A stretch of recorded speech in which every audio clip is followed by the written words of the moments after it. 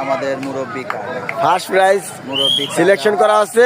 কাকা এই যে আসতেছে, বল দেখা যাচ্ছে গোল হলো না, অল্প জন্য গোল হলো না আর কি। পারলেন না মুরব্বী কাকার প্রথম শট মিস্টেক হলো, ঢুকে গেছে গোল। গোল ইতিমধ্যে সাজার একটা গোল সম্পূর্ণ করলেন। দ্বিতীয় শট কাকা দ্বিতীয় শটে গোল দিয়ে ফেলেছেন। থার্ড টাইম শুরু, এটাও ঢুকে গেছে। এই তো। কাকা পাস, এখন আমার প্রাইজ পেয়েছে। ফার্স্ট হবে শিওর শিওর। এখন কথা হলো, সবাই তো সুযোগ দেওয়ার পরে বিবেচনা করা উচিত ছিল। সবাই যদি ঢুয়ে দেয় পরে প্রাইজ কারে কারে দেবেনি। না না এটা সেকেন্ড টাইম হচ্ছে, তারা গোল দিছে আগে। ওই তো এই কয়জনে সবাই যদি ঢুকে দেয় তাহলে কি করবেন? তাই এটাই তো করছি যে এটা আগে এই করেন।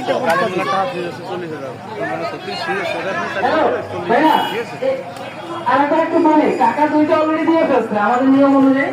হ্যাঁ, এখন বিষয়টা হচ্ছে যে তিনটা জিনিস দিতে পারবেন, উনি হবেন ফার্স্ট। ওকে, আমি আসি। হ্যাঁ, তিনটা জিনিস দিতে পারবেন, উনি ফার্স্ট হবেন আমাদের নিয়ম অনুযায়ী।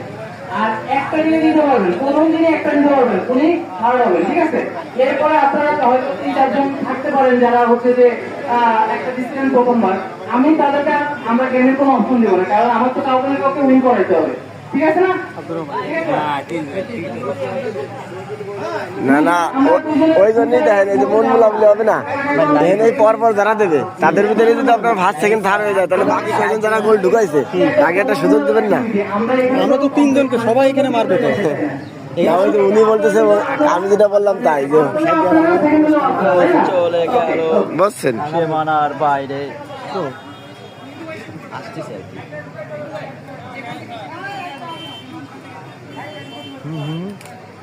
দর্শক সেকেন্ড রাউন্ডের খেলা শুরু হয়ে গেল, গোল চলে গেল সীমানার বাইরে।